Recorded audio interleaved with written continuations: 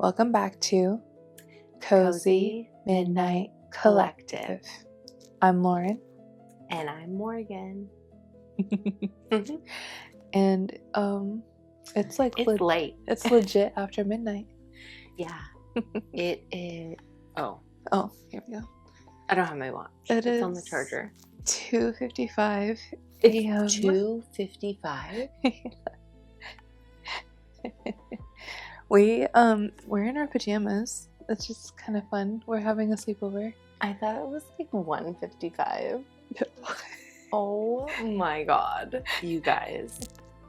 We've been so behind this week that we were like, hey, let's like do a sleepover and do some fun stuff, and then we'll film and like catch up and everything. Here we are. Almost like, 3 a.m. Here we are. But I ate ice cream and some like waffle cookies, so that was pretty cool. Yeah. We talked about Red Rising. Oh, babe, I know you're watching. I'm trying. I'm whittling them down.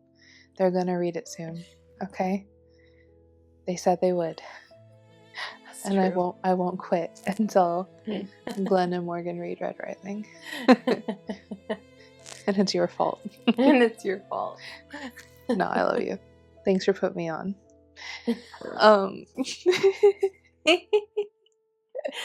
We're trying to be so quiet. Like, our kids are sleeping in the other room. In the other room. They're having a little sleepover. It's adorable. Yeah. So. But the Bewitching, it's pretty good. Yeah. Slow start. Definitely different from slow start. Yeah. But it's good. I like its dark academia vibes. Very. Very good, like a witchy. There's Victorian era, as well as like modern day. Yeah, and then there's like Depression era. So it's like so 3 different timelines, 3 different women, all going through their own little journey. Spooky shit. Yeah, their own little spooky journeys. Yeah, it's like it's really good though. It's good, and like it's kind of eerie in certain parts, you know. It was slow start, not gonna lie. Yeah, it was slow. Yeah, I think it's just where like I was world like, building. My God, yeah, am I gonna be able to make it through this one? And then by page 20, I was like, okay, yeah. We're getting somewhere. Stuff starts to pick up, and it gets like, if anything, it's like kind of like getting some tea, kind of, especially with Alba's story. Alba's story, I'm not gonna lie, I'm a little concerned. Very. I'm a little concerned. Not a little, a lot. Especially as far as like Uncle Arturo is concerned. Arturo can suck it as far as I'm concerned. Yeah. We'll get into... I don't like him so far. Yeah. He's giving like creeper uncle incest vibes, and I'm we'll elaborate on that. And if you haven't heard the trigger warning yet, trigger warning for like spoilers. And spoiler warning, spoiler warning going from here forward. And trigger warning for like obviously incest. Death. Well, supposed incest. I don't know. Yeah, we'll Nothing's see. happened. Trigger warning because I mentioned the word incest. Yeah. And so I hope no incest. I don't know. He's just weird. I'm not a fan. And she's a huge fan. Like, she even did a small witchy summon to like bring him in. She loves her uncle. Like, and like I think that she loves the fact that he's not like what she's used to. Like, he's like the big city, artsy, he can like play piano, like that type of stuff. Like, he's just like very like what she considers to be like a first class man.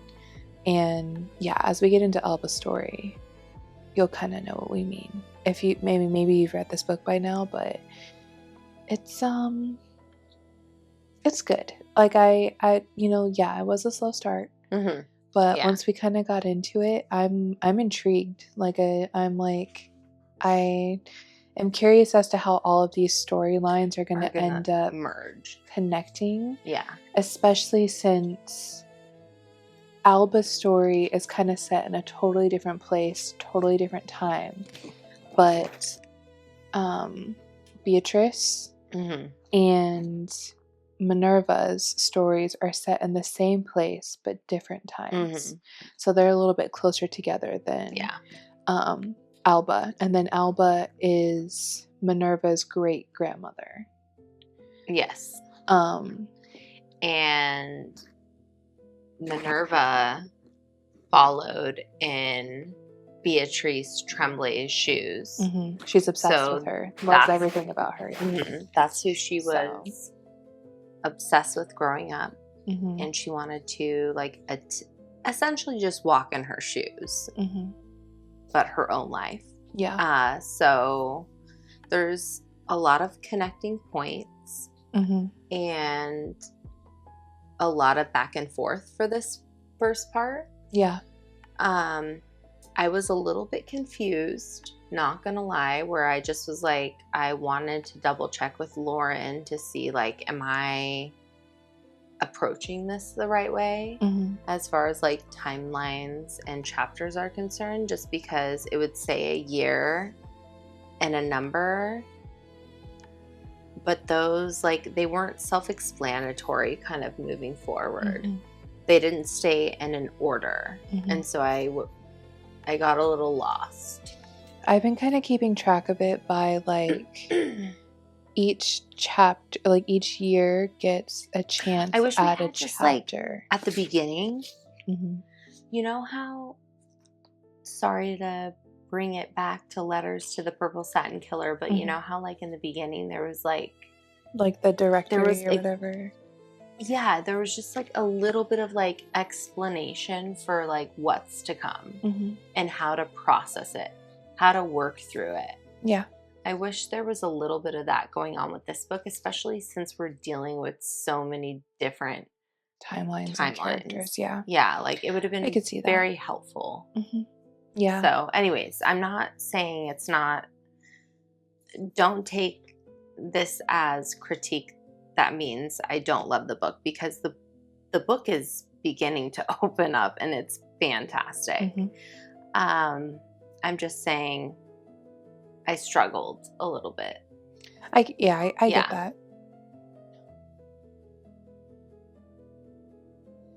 Okay, so the book, kind of how we did with Letters to the Purple Satin Killer.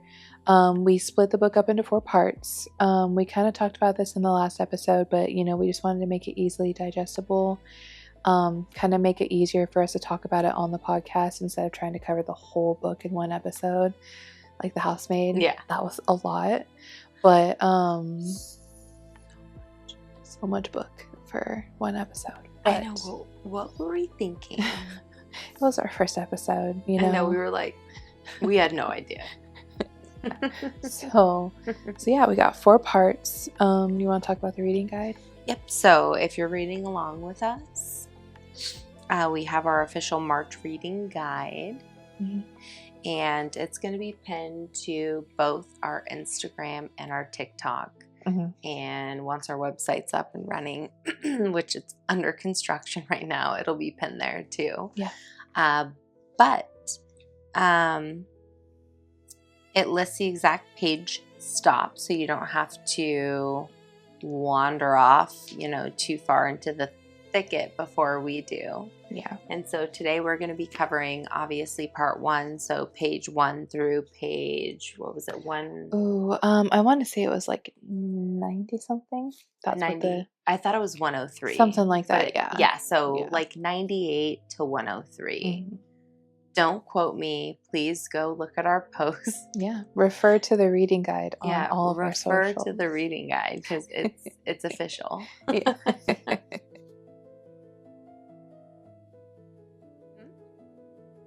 how would you describe like the first, like in 3 words, how this first part made you feel? I would just say for like the first few, like first part. Yeah. So definitely intrigued. Mm-hmm. I would say bored, which I know that's not leading us like off necessarily on the right foot, but I'm being honest. Mm-hmm. Okay. So I was bored, and then I was very intrigued. Yeah. And then I was skeptical. Mm-hmm. And it's going well. What about you? I'm suspicious. Mm-hmm. Intrigued. Mm-hmm. Kind of sad. Yeah. And I think I'm kind of sad because I'm like, there's so many things that are going on, and then how this first part kind of ends. Like, I didn't even split this up like specifically because of certain parts. Mm-hmm. I literally just like looked up how many pages there were and how to separate that into 4. Yeah. Mm-hmm. And the way that like, because I'm like up to this point, I've finished through part 2. Mm-hmm. The way part 2 ended too, it feels like it's like left off on a cliffhanger, and it sets up perfectly for the next part. Mm-hmm. And so the way that this first part ended just made me kind of sad. Mm-hmm. And especially since like all of the storylines. How the second part ended? The first part. So the first part, the way it ends, which we'll get to, it's kind of sad because Alba's family dynamic changes, and then like, you know, we kind of get a little more information on Minerva's end, and then so I mean, I guess we could probably start too by saying like who each of these people are, and what they're going through respectively in their own timelines. Yeah. So if you're not actually reading along, you can still like follow along with us. Yeah. Because you don't need to read the book. I mean, we're literally doing it for you. Yeah. But if you're treating our podcast as your reading guide, book of the month as well, then you're reading along with us. Yeah. So either way. Yeah, I mean, honestly, I think the best way to start would probably be with like Minerva. And like, for sure. It's 1998 in her timeline.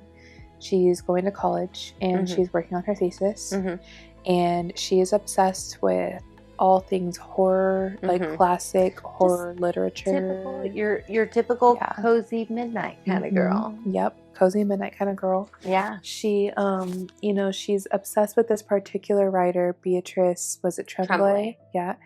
And Beatrice had written a book called The Vanishing, and it was her most popular work of fiction, I guess. Yeah. But Minerva is curious because she wants to write her thesis on specifically Beatrice because she is so underappreciated, I guess. As a woman, as a horror author. Especially as an author. Yes. And she is actually, she's attending the same college that Beatrice had attended as well. And also from Mexico. Yeah, so she isn't, so she's like from Mexico. Yeah. Yeah, she's like on a work release program, so she's like an RA. And so she's choosing to stay on campus over the summer so that she can work on her thesis to be alone on campus. Like, they're going through some hard times as well, like back home. So she's actually quite lucky that she has somewhere to live in the first place. Not to mention like get an education as well. But her family is kind of struggling back home, and so they're actually renting out her room to make up for a little bit of lost cash. And on the same token, she's being cared for. I mean, caring for herself, but still being cared for with this educational program in the States that she's on full ride scholarship for her academia. And so she gets to stay home at the college during break, and she works doing... She's an RA, so she basically has to make sure the place doesn't burn down pretty much, like while everybody's gone. And so there's like a couple people that stay behind. On, like, essentially all the dorms that people live in. And there's a couple people that stay behind. One of them, his name is like Conrad Carter. And he's a side character, but he seems kind of important, but also kind of suspicious. Because he's a bit of a troublemaker. He's like, he breaks the rules. And Minerva kind of like rolls her eyes whenever she has to deal with him because she's like, oh, great Conrad. And he's like, he tries to charm his way out of there. And there's like, I think there's a history between the two of them because she kind of mentions briefly about, there's gotta be. How like she used to think that his charms were cute, but like now she's over it. And his roommate disappeared. So like a lot of people think that he just dropped out. They're like, hey, like, where's his bags are still Thomas? Here. Like, why hasn't he come back to get his bags? Nobody knows. Like I said, everybody, everybody's just kind of like, he just dipped. He must have just dropped out. And so there's kind of like that mystery element. And so, you know, Minerva's also very reserved. She likes to keep to herself. She's a hard worker. You know, she's kind of struggling to write her thesis. She's kind of hit like a wall, which is like rare for her. And so, you know, she has a friend. His name is Hideo, and he's staying behind as well. He's also he's a fellow RA. And they, you know, he's trying to kind of get her to come out of her shell, you know, stop working so hard, like that type of thing. And then he invites her to a party. I was about to say house party. Yeah, so she goes to this party, and you know, she, like I said, she's very fascinated by like the New England witchcraft thing. As am I. Yeah. Okay, because like I really want to go to Salem. Yeah, agreed. I would love to go. Yeah. So can you blame a girl? No, you know? I don't blame her at all. And so she goes to this party, and like she's kind of like, F this, I don't want to be here. And so she goes to leave, and then she runs into what is his name? Connor. No, the Yates. Jonathan Yates, is it? I'm sorry. Yep.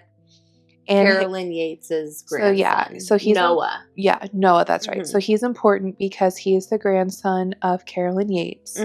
And Carolyn was best friends with Beatrice Tremblay, and she may or may not have access to an unpublished, like the diaries, journals, letters of Beatrice, and so that would be obviously very useful to Minerva. Yes, and so Minerva's writing her thesis, like dissertation on, again, Beatrice Tremblay, or Tremblay, and essentially like her writing style, just everything about her, how she writes, how she composes, that she's a female, that she's a part of horror genre, like she's writing a paper that is defining like the whole category, essentially. Yeah, and so she kind of runs into to Noah. He's like drunk, you know, she helps him out, and you know, they kind of get to chatting, and he's like, oh, I know you from around campus, you know, and he seems like he's like she kind of refers to him as like kind of like a spoiled kind of Nepo baby type thing, you know. And, you know, he's drunk, but he's like, hey, you know, I know, you know, he's like, you asked me about my grandmother. And he's like, well, did you ever reach out to her? She's like, yes, I reached out to her secretary, but secretary said that she's busy. And he was like, oh yeah, that's, you know, little Carolyn grandma for you. Yeah. So he says, how about you come over to brunch tomorrow? And Minerva's like, oh, you're not going to remember this in the morning. But she's kind of like, you know what?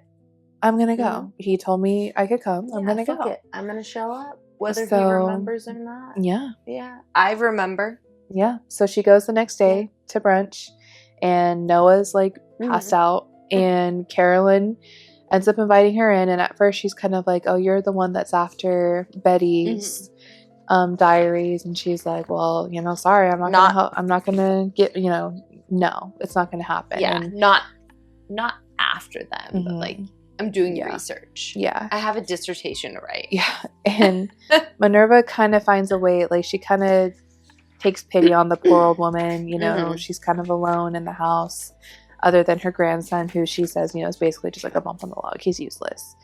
And she's like, he's sleeping off his night, as usual. He's drunk. And he's so hungover. One thing leads to another, and Carolyn's, ends up saying, you know what? You actually seem like a pretty good girl. Mm-hmm. Come with me. I will let you read these diaries, like, what I have. And basically what she offers her. Well, she's like, I will tell you when. When you can come. When, how long where, you can be why, here. How, all of the things. Yeah. And if you can abide by that and take no more than an hour each, right? Yeah, she's like, gives her like an hour, maybe session, 2. Yeah.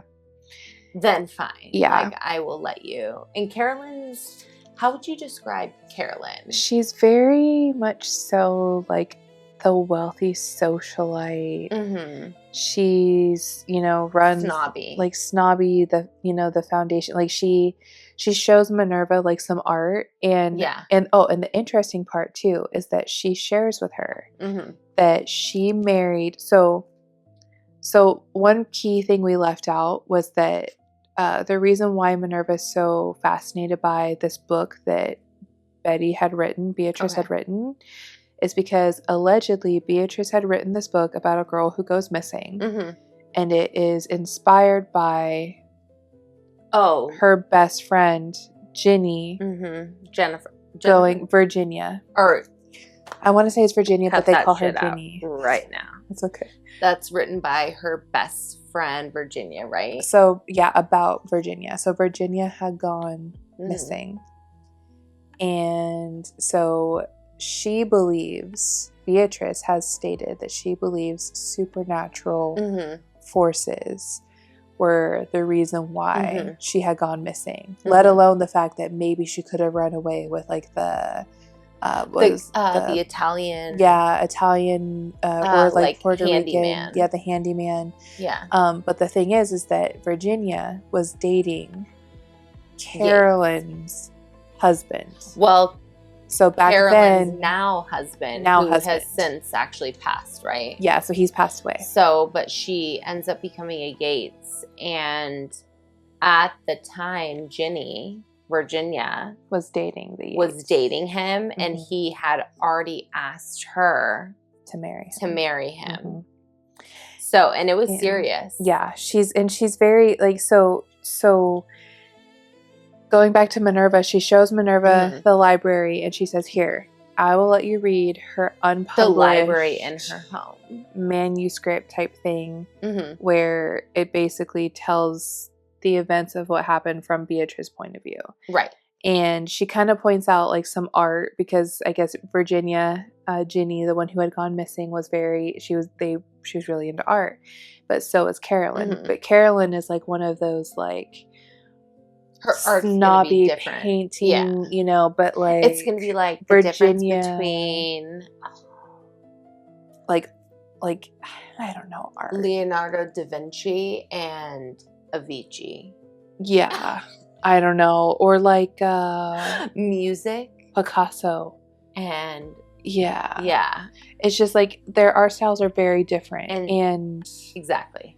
And Carolyn's husband, Yates, he had decided he kept the art, and he hired. He wanted it hung up around the house. Like he refused to let it be donated. Yeah. He wanted to support her, regardless of her being around her. And he was very much so obsessed with her disappearance, like Beatrice was. So up until both of their deaths, they were both just could not let it go. Yeah. And Carolyn's just kind of like, oh, she ran away. Like, what else? Carolyn doesn't want to be bothered with Carolyn is suspicious to me. Carolyn is sus for fucking sure. Yeah. But you know what I think? Silvia, the writer of this book, wants us to be suspicious of her. That's what I think too. because like Mm-hmm. that's how these things go. Yeah. This is not my first book, Mm-hmm. you know? And so I'm like, okay, so she's really, in my eyes, not like super suspect because she's so sus to me this early on. Like, yeah, that makes sense. Like, I see what you're saying. You know what I mean? Yeah. I don't know. I just don't trust the old broad. I don't fucking trust her as far as I can throw her, and she's not real, so I can't throw her anywhere. Yeah. So I don't trust her at all. I am curious, but I'm though, just saying. If she did have something to do with Virginia going I wouldn't be surprised. I wouldn't be surprised. Yeah. But I'm also like, what does she have to gain by letting Minerva? Either she thinks that Minerva is not. And the reason why, first of all, she like wasn't even interested really in Yates from the get-go, only because like of the times, he was from like a very wealthy family, well-to-do, like old good money. Pedigree, old money, very much like aligned with her pedigree, her money. And you guys know, okay, we've all seen Titanic, right? We know how it works. Yeah. And needless to say, like, he was the best choice. And so, of course, she had to steal him from Virginia. And Virginia was but Virginia's missing. Yeah. Right? She's missing. She's assumed dead at this point. Yeah. Because it's been decades, right? Nobody has fucking seen her. And Yates had proposed to her, loved her unconditionally, wanted to marry her. Love of his life. Love of his life. She came from her own money, but it was new money. Her family came from new money, which Carolyn fucking despised. She hated her and then begun to learn how to tolerate her a little bit later in the first part of the book. However, she's missing. She's gone. She's never been heard or seen from again. And Carolyn just happens to marry our good old boy Yates, you know, with the perfect pedigree. Yeah. And I kind of love that, like, we kind of get the information more about, like, Virginia and Carolyn, especially when they were younger, because we get it through Beatrice's manuscript thing that Minerva is reading. So it's almost like we're reading along with Minerva. As she's going through this manuscript. And that was a little confusing for me. That's where, it does get confusing. I'm like, I don't know how because it goes from third person to first person, too. Yes. So, like, first person and there's no distinct outline and, like, how to conceptualize what you're reading. Yeah. So, but thank you for that. I appreciate it. Because you were like, I know what you're saying. You're not lost. Here's how you interpret. And I'm like, cool. Yeah. And like with Beatrice's parts, they're all written in 1934. So like Depression. Well, yeah, it says the year Depression. Actually at the start of the chapter. Yeah. But it's still, it is confusing. I don't know how to explain it. No, it is. I think once you like establish the tone of the person that you're reading about, then you're like, this is how. Yeah. This is who's who. Yeah. It's so. And me, I'm very much like I need it spelled out for me. No, it's okay. Like what's easy is hard. What's hard is easy. This book is like it's laid out in an interesting way. So yeah, but I will say like Beatrice's parts are kind of brief. Like they're not like super long. I would say like her stuff kind of, you know, she kind of talks about going to college at the like during the times and her friendship with. She feels kind of torn between Carolyn and then Virginia. Virginia is like this very like just easy breezy, happy, beautiful from California, like easy, long breezy, hair. Cover girl. Yeah, she's and she communes with spirits. She talks with the ghosts. Yes, she fucking does. And then Carolyn is like, have you guys ever seen? Have you ever seen like Tyler, the Hollywood Medium? Yeah, it's like giving those vibes. Yeah. I agree. And then there's like a situation where they go to like a Halloween party and Virginia had stepped outside. And then, and another thing I think is important to note is that Beatrice is she's a lesbian. Like, and for the time, she doesn't like specifically say that because it's 1934. But she always says... And it was toward... Well, she's lesbian, period. Yeah, but she does have feelings. She has feelings for Ginny. Yeah, she does. And they're roommates, and so they spend a lot of time together. And so she kind of, but Virginia is just, she's got it all. She's got decent money. She's got a great boyfriend / fiance. Good family. She had a great time, and this is why she's kind of like, I do not believe that she just ran off with this Italian handyman. No, it doesn't make any sense to her at all. And that's what I mean. I know you brought that up when we were just like briefly chatting the other day, and I'm like, it doesn't make sense because the way she is speaking about Yates, like, he hung the moon for her. Like, she is in love. She's in love with him. She loves him. And I'm like, and she was going to accept. And so I'm like, I know people, like, I read, obviously, along with you in the book where it's like, people think that she ran off with the handyman. And I'm like, no fucking way. Yeah. And it's because she's so easy breezy. She is not. Yeah, but there's a difference between like easy breezy, like communicating with somebody, and easy breezy, I'm just going to like fucking dip out for like weeks at a time. Yeah. Yeah. Like, she wasn't like I'm not going to keep you posted kind of girl. I'm hitchhiking across the fucking country. Yeah. I'll see you when I see you. Yeah. And like chill to talk to. Yeah. And this is the 30s. Like, how far would they have realistically gone? Yeah, it doesn't make sense. Like, you had to be fucking chaperone. Like, think of literally, what's the fucking show? That Bridgerton? Yeah. You had to be fucking chaperoned by fucking everybody. Yeah. Everywhere. Like, come on. And so I will say, like, with Beatrice, like, she does point out that they go out to this Halloween party. Virginia goes outside, and she's kind of missing for a little bit. And, like, the group is, like, they kind of went out as a group. Carolyn goes with a guy. It's like a Halloween dance. Ginny and Mr. Yates go together, and then Beatrice had gone with like a friend, like a male friend who they kind of end up they continued speaking to each other.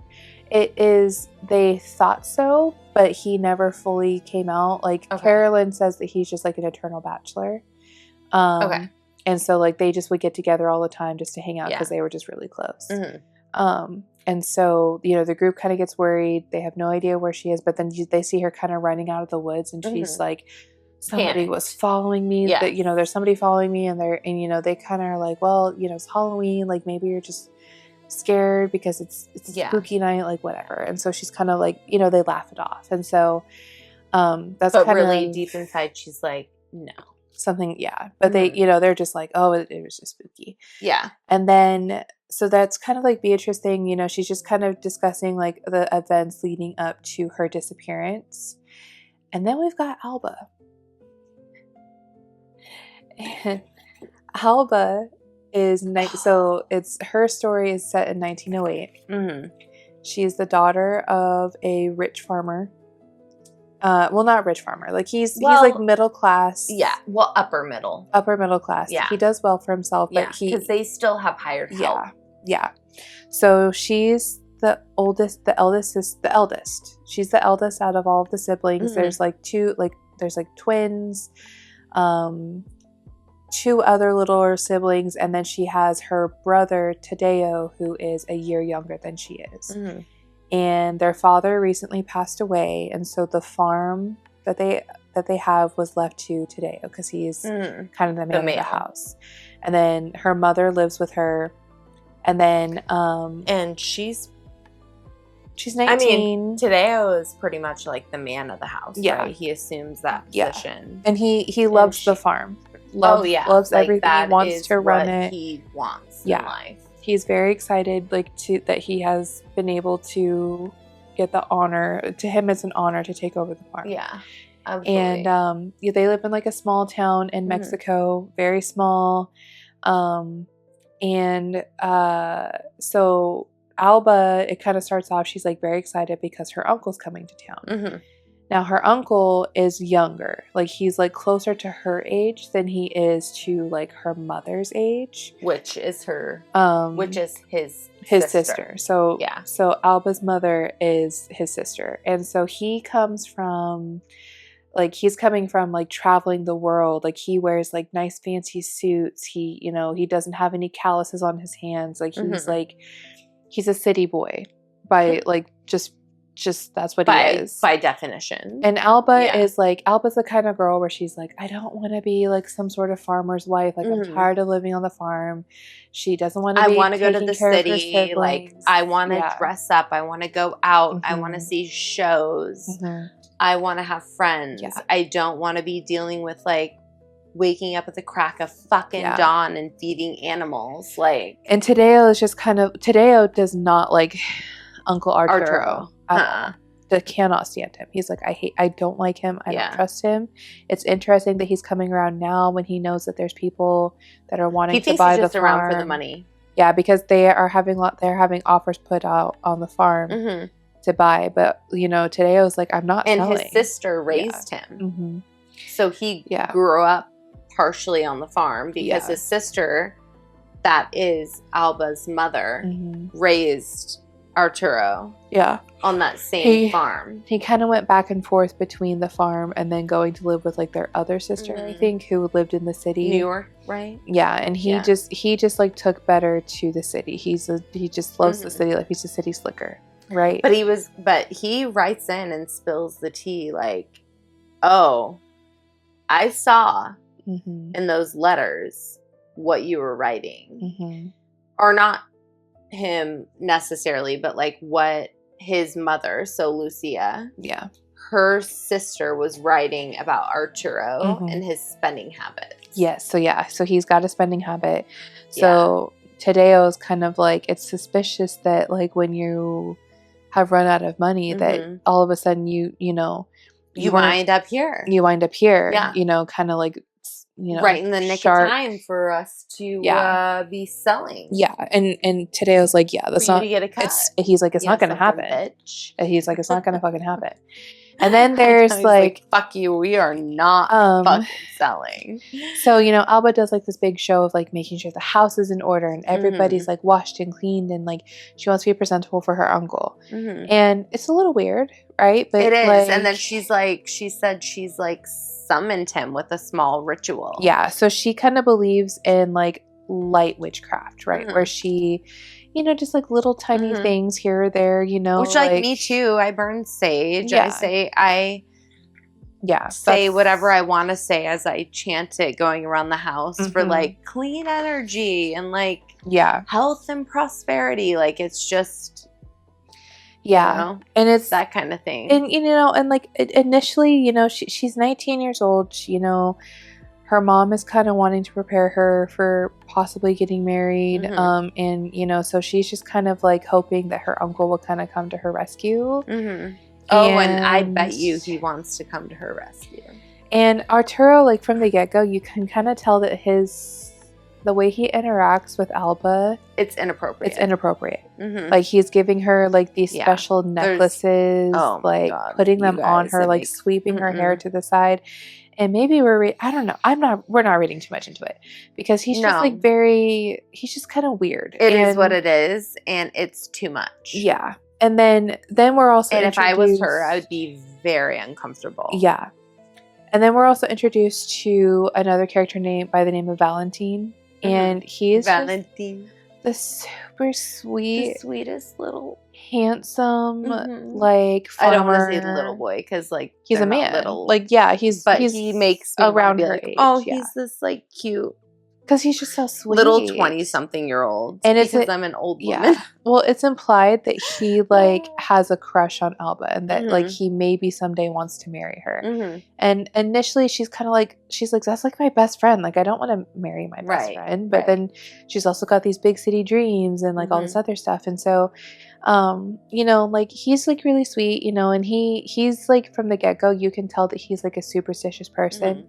He believes in like the, you know, the healing properties of some of like the good witches. The Palo Santo. Yeah. Like, yeah. So exactly. he's very good with that. Like, you know, like he'll do like little gifts, you know, or little offerings to kind of make sure that the farm is running the way it's supposed to and whatever. And so, you know, Alba is kind of like not interested, but she's kind of interested, you know? And so as time kind of goes on, you know, Arturo is pressuring Tadeo to sell. Tadeo's getting more and more pissed off with Arturo. Like, he's like, just shut the fuck up, Arturo. This is not your ranch. This is my farm now. Home. You need to leave. Like, yes. And Arturo's like kind of whispering into Alba's ear, like, just think of like all the big city things we can do. We can go to the theater. You know, your siblings can have a proper education. He's trying to talk like his sister into moving the kids into the city, and he talks down on like the locals for believing in like the superstitions and the witches and stuff like that. Yep. And I don't believe in that at all. Like, he gets pissed off. Like, it's not even a little bit normal, his reaction. Yeah. To their superstitions. He gets pissed. Like, yeah. Like, weirdly like pissed. He goes, what? Yes, exactly. Yeah. And exactly. So, you're like, he's just... Well, that wasn't suspicious at all. Yeah. Right? You can just tell from the get-go that he is not here for pure reasons. He's not here to support his sister after she lost her husband.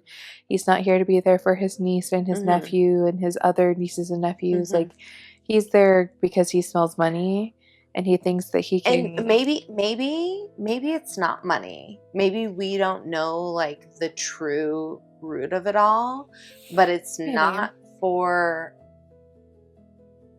It's not for good reason. It's not. It's really not. Like whatever it is, he's not being honest about it. No. At all. And so so there's like he's degrading and he's mean. He's very degrading, and he literally talks down on everybody in the small town because they own land and they work with their hands. They don't, like, they're all like, he's fucked up. He's just a like dick. It's like, he just has like the superiority. You can be all those things and still be kind, but instead you choose to wake up every day and be a fucking asshole. Yeah. So cool. Have fun with that. Yeah. So there comes a point too where they go into town and you know, Alba's kind of talking with Arturo, and then Valentin comes up and he's like saying hello. You know, he's being a sweet pea again. He's just so sweet. You know, he kind of... Love him. And everybody loves Valentin. Yeah. Valentin is the cat of the town. And he's got eyes for Alba.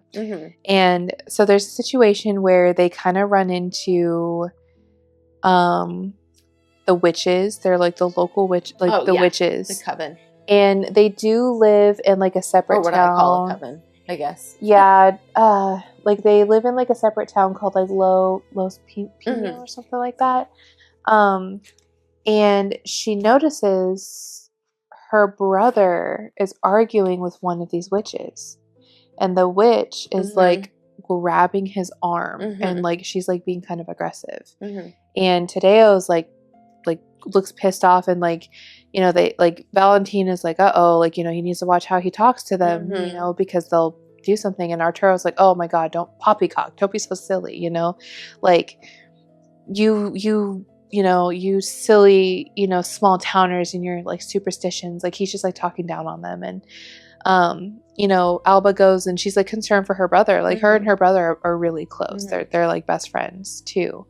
And so she's kind of like, are you okay? And he's and, you know, today I was like, yeah, it's fine. She was trying to sell me a charm, but I wasn't interested, and she didn't like that I wasn't interested. And so, you know, whatever. So they go home, and like Valentin asks Tadeo, because Tadeo's really good with horses. He's like, hey, we got a problem with like our horse on the ranch. Do you mind coming over tomorrow and just taking a look at him? And Tadeo's like, yeah, I'll come over early in the morning before I get started over at our place. He's kind of like the neighbor's like kind of go-to micro vet. Everybody loves Tadeo. Tadeo's also just like a really good dude. Right. But he knows his animals. Yeah. Is what I mean. Yeah. Right? So... Or horses, at least, specifically. Yeah. Yeah. So Alba, you know, goes to bed that night. Arturo is still kind of trying to sweet talk her into going. And then there's kind of a moment where they're sitting like at the piano where it seems like he might try to kiss her. But he doesn't. And she's kind of like, what the fuck? Like, she's kind of weirded out, but she's also kind of like thrilled at the same time. So it's like her feelings are kind of weird too. But then the energy is it's just weird. Off. Yeah. And you know, and to me it's like you're taking advantage of somebody who hasn't been off of the farm really. Like it's like he knew what he was doing. Like he knew that he was able to get her to, I don't know. So excuse me. She goes to bed, wakes up the next morning, and she goes to go check on Tadeo, make sure he's up or to see if he's home. And she goes into his room and she notices that like the sheets on the bed are like strewn, and like the pitcher where he like pours his water or whatever is like broken on the floor, and then there's blood all over the floor. And he's like, what the she's like, oh my God, something's wrong. And so that's how part 1 ends up ending, which was perfect. I felt like I felt like it was the perfect way to end. Really good wrap up. Yeah, part 1. So part 1. Yeah. So they do kind of bring in this the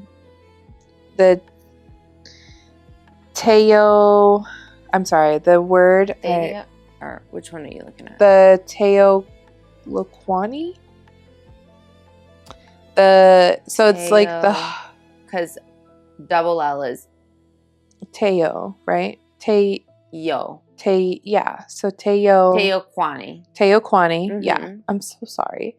Teo Kwani. Just like be kind to us, right? It's coming from the best. Yeah. So the author of our heart, and we're gonna like fuck shit up sometimes. So excuse us. Oh man. Please correct us in a kind way. Please.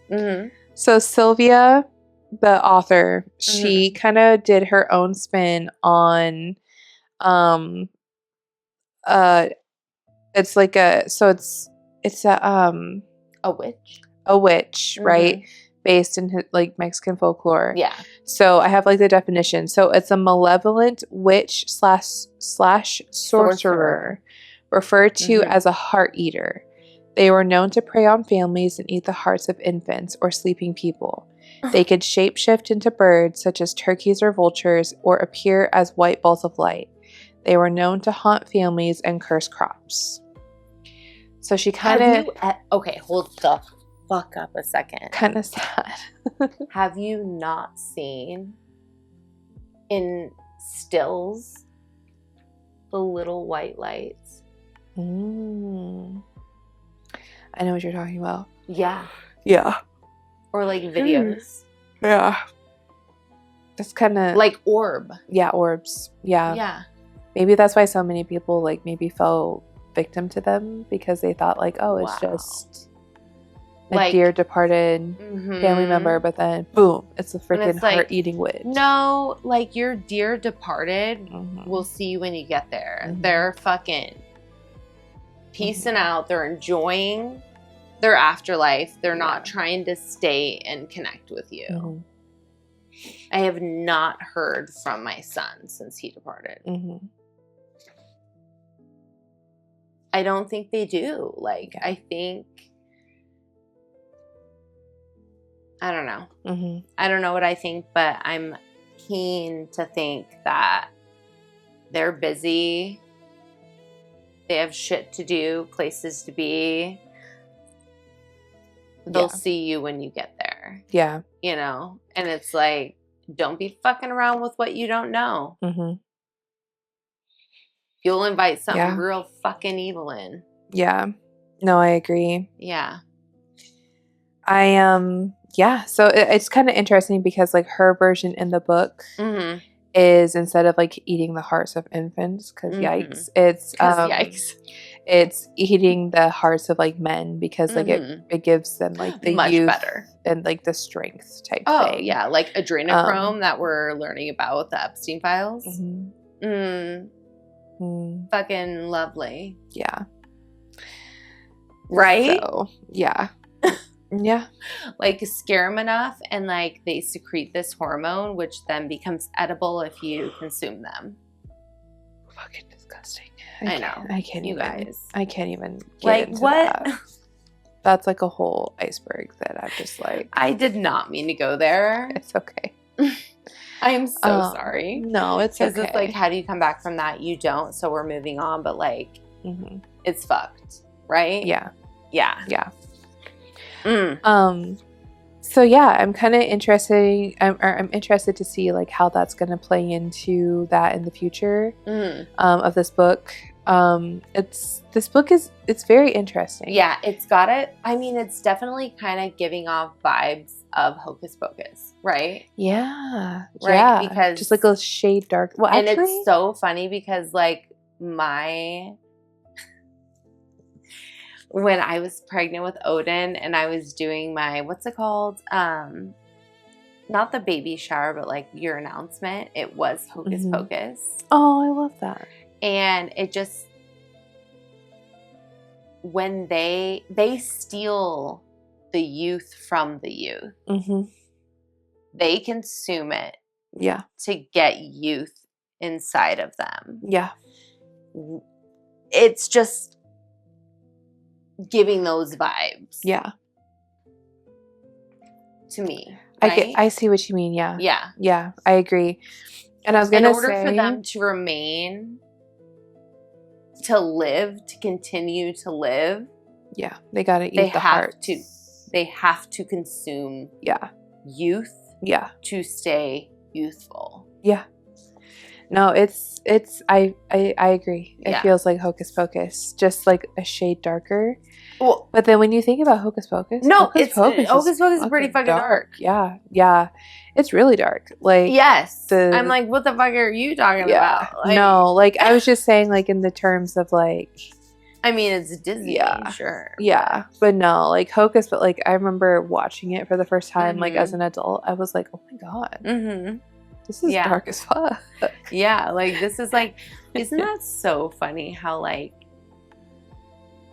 you will literally have seen a movie 100 fucking times when you were a kid growing up, like Forrest Gump, Mrs. Doubtfire, Pirates of the Caribbean, you know, Hook, Elf, like whatever, and then I love Hook. Yeah, it's so good, so good. But you watch it when you're an adult and you're like, this is not how I remember it. What? First of all, they seem like a million times shorter. Yeah. Like, you're like, I feel like this movie was 4 hours long, and it's not. But, like Matilda, I swear to God, I thought that movie was like 4 hours long. I could see that. But anyway, and everything is always darker. Yeah. And obviously, it's because we understand and grasp more than the child's mind can. Yeah. But it's just, still love the movies. Oh yeah. No, I'll watch it every time. Every year. But it's just so funny how like the perspective. It's like Shrek.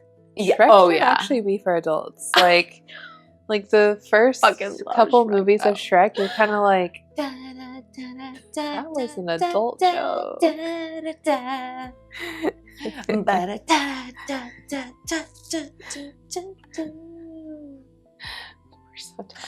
I'm so tired. Okay, so,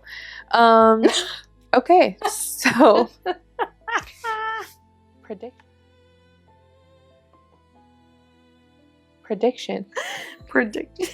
So, where are we? With the mystery of Virginia Somerset, what are your theories on where she went? Where did she go? I think she fucking went. She died. I think she was murdered. I feel like I don't want or some kind of like Stranger Things underworld. Yeah, I think it has something to do with the spirits that she can supposedly speak to. Maybe she went on the other side of the veil. Because if she's in New England, there's some ghosts around there. Oh, right? Yeah. And like with what she said, like about how she felt like somebody was watching her, and somebody was, and somebody took her home with them. Yeah, either it's not ghostly at all, and it's just really sad, and she just happened to be like murdered or taken, or I think it has something to do with like the spirits that she can see. Yeah, Latter. So I'm kind of curious to see, because I don't think she would let anybody get close enough to her to disturb her. Yeah. No, and like she's that. like well known, well liked. Yes. Like there's no way. Like she's a smart girl. She's not fucking stupid. Yeah. Yeah. If there's anything Virginia is, it is not dumb. Yeah. Yeah. So I'm kind of curious to see how that's gonna go. Something happens. Maybe she comes back. Mm-hmm. Bro, have you guys seen Monarch? The King Kong thing? Oh yeah. Yeah. Have you? Well, the show? Yeah.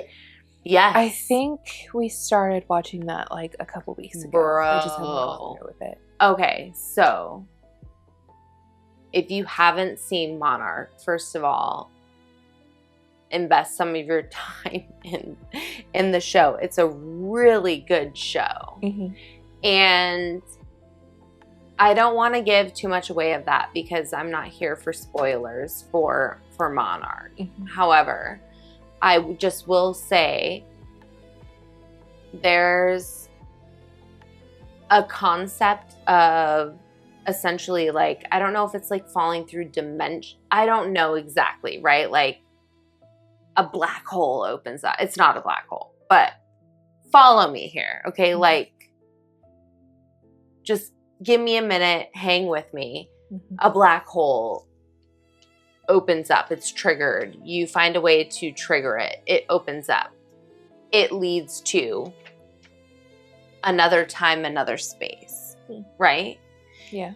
Where these beings exist. However, they can come and go, right? Okay. So you want to make sure that portal is not open. All the time, yeah. Right? Mm-hmm. When you go to that area as a human, you feel like you're there for a month and you've actually been there compared to Earth, humanity here, right? 30 years. So like Interstellar, where it's like when they're down on that one planet for like 30 minutes, but then it was like... Yes. However, you don't have to travel through space and time, like in the time to get to that black hole. Okay. It's on Earth. And it's opened up on Earth.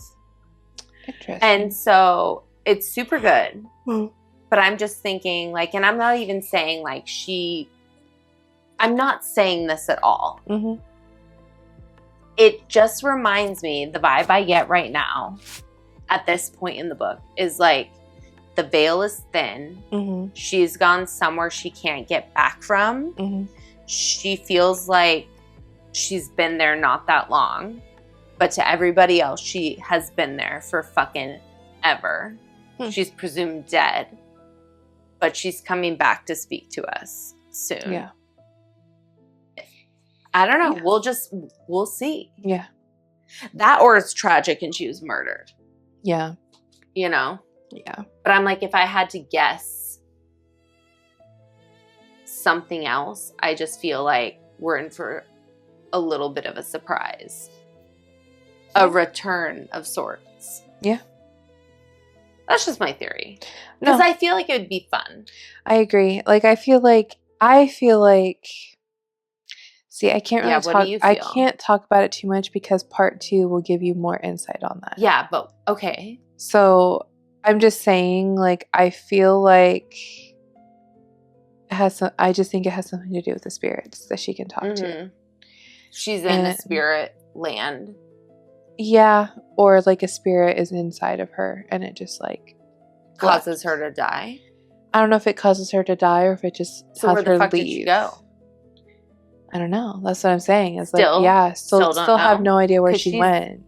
if you haven't guessed by now, Lauren's ahead in the reading by like 40 pages. But even like where I'm at, like I still don't know where she could have gone. Really? Yeah, I do still think that like I think that spirits came, and because she's so sensitive to them.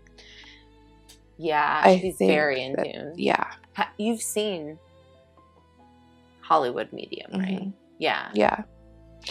I was kind of thinking like The Lovely Bones. Have you seen that movie? Oh my God, ruined my whole entire fucking life. I can't. I'm just going to talk about this one part where I'm going to start crying. Oh my God. But it's like when that one girl who could see her, you know, Susie, like the one who could see Susie Salmon, the girl with the black hair, how she was able to be taken over by Susie so she could say goodbye to the boy that she liked. Can't. I know. Yeah, that's kind of what I'm thinking. Oh my God, hold on. I can't. Yeah. With all this fucking Epstein shit that's going on. That's like a good horror movie. Yeah, it is like literally. It's like a legit horror movie. So sad. And you know some sick fuck out there has some fucking secret trapdoor in the middle of fucking nowhere. Just bloop. There you go. That book that is oh my God, it's devastating. Yeah. The book is so much worse than the movie. Yeah. Because like in the book, like just go on like a brief tangent, like they found her elbow in the book. But in the movie, they Isn't don't. That so funny her. Because nothing makes up your elbow that would last. Yeah, but it was just like it wasn't like it was too long. Because you need two bones. It was, and a tendon. Yeah, so it was just like they found like this part because he chopped her up and put her in the safe. So it was like that. Like he just like had cut at weird angles, and so like this part was like what was left. I started listening to it on audiobook and I was like, hey, I can't do this. I can't fucking do this. No. I can't do it. I can't. No, you cannot listen to it. Wade has forbade me from watching that movie because the last time. Have you seen it? Yeah, I watched it. I've seen that movie like lots of times. Yes. I watch it when I need like a really good cry. And girl, I showed it to him like I think like the day after we got married. I showed it to him. Was that his first time? And yeah, it was his first time watching it, and he was like, did he ask for a divorce immediately? He was like, never again. Yeah. He's like, never again. He's like, I don't want nothing to do with that movie. He's like, you're not to watch it when I'm around because he was like, I can't do this. He's like, it's terrible. It's sad. It's the one role where Stanley Tucci like legitimately terrified me. Yeah. And he was like a literal zombie in another movie. Yeah. So I'm like, this one, I would have much rather had Patient Zero, Stanley Tucci, than the Lovely Bones, Stanley Tucci. Because what the fuck? Yeah. How did he play that so well? I don't know. And then he goes and plays in like burlesque, and he's just a delight in that one. I'm like, how do you do it? Singing his heart out. Yeah. Or like Easy A, like that lovable father. Like, what? How do you do it? How do you do it? So, because they're professional. That movie is so fucked up. I can't even. Like, I'm just stuck there with her right now.